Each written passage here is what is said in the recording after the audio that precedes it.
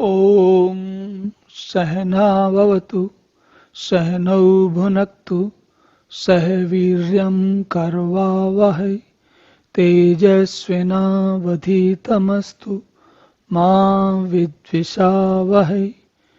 ॐ शांति शांति शांति। हरि ओम। तो अभी अभी हमने जो जिस पिछले श्लोक में जो बात की उसमें हमने क्या बात की कि ये हुआ कि भाई सर्वभूतस्थम आत्मनि, सारे भूतों में आत्मा और मैं सारे सारे भूतों मैं सारे भूतों में और भूत सारे मुझ में। ठीक है, भूत मतलब जो दुनिया है, पूरी संसार है। इसी बात को आगे एक फिर से कहते हैं भगवान। क्या कहते हैं? यो माम पश्यति सर्वत्र सर्वम च मयि पश्यति तस्य अहम न प्रणश्यामि स च मे न प्रणश्यति। अब क्या हुआ? फिर से वही बात आई। क्या? जो पुरुष संपूर्ण भूतों में यो माम पश्यति, जो देखता है, क्या देखता है? सर्वत्र सर्वम च मयि पश्यति, पूरी दुनिया में मुझे ही देखता है।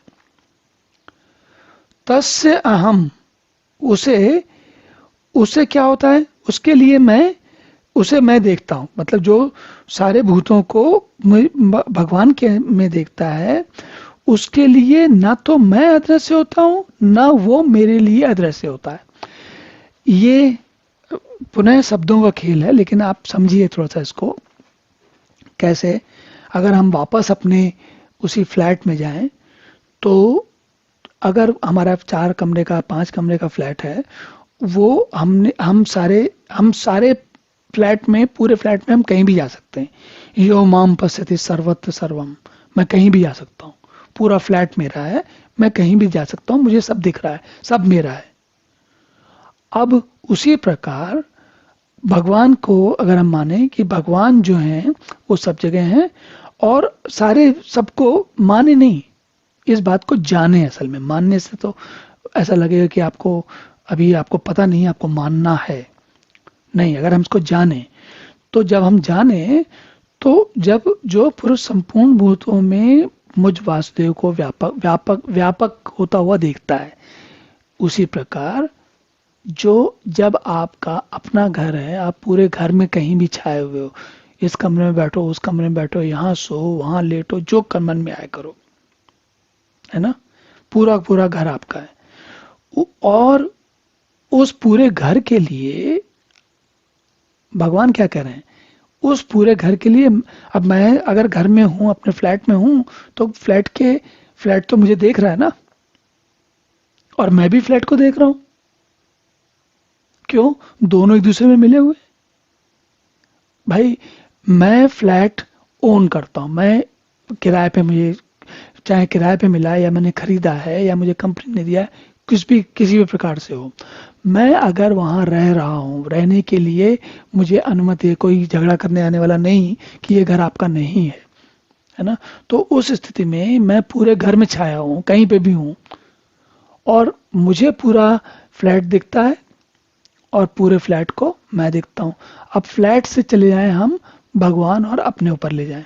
कैसे? जब हमको भगवान सारी जगह दिखते हैं, तो क्या होता है? भगवान भी तो सारा रिटर्न में पलट के, भाई जैसे होता है ना, अगर हम किसी को देख रहे हैं और वो हमें वापस देख रहा है।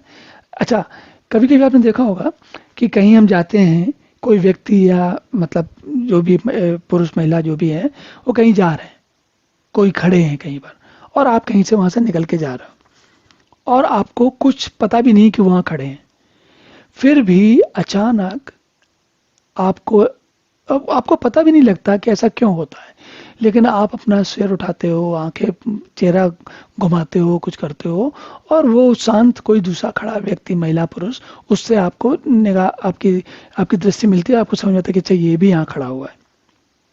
उस स्थिति में क्या होता है?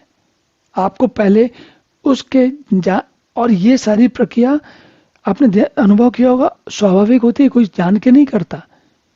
ऐसे ढूंढ ढूंढ के इधर सर घुमा के कोई देखता नहीं है कि कौन कहाँ छुपा, कौन कहाँ बैठा हुआ है। नहीं, मैं उस स्थिति की बात कर रहा हूँ जब कोई एक व्यक्ति दूसरे व्यक्ति को देख रहा है तो दूसरा वाला व्यक्ति भी उसे देख ले, उसको कहीं से पता चल जाता है। ये आज तक मैं नहीं समझ पाया ऐसा कैसे होता है, लेकिन हो जाता है ये।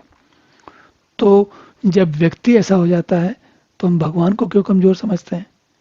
जब हम भगवान को सब जगह देखते हैं तो फिर भगवान हर जगह पे जहां जहां भगवान है वो भी हमें देख रहे हैं।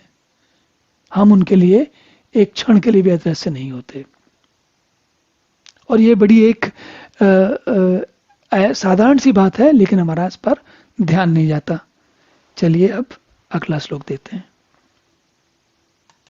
ओम पूर्णमदः पूर्णमिदं पूर्णात् पूर्णमुदच्यते पूर्णस्य पूर्णमादाय पूर्णमेवावशिष्यते।